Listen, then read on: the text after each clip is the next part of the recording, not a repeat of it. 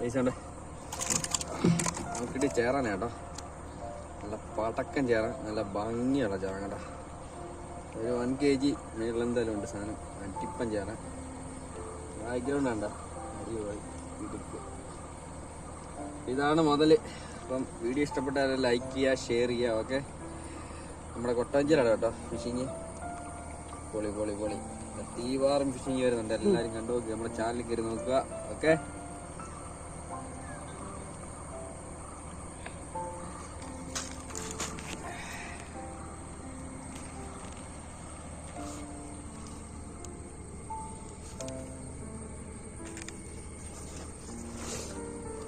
നിന്റെ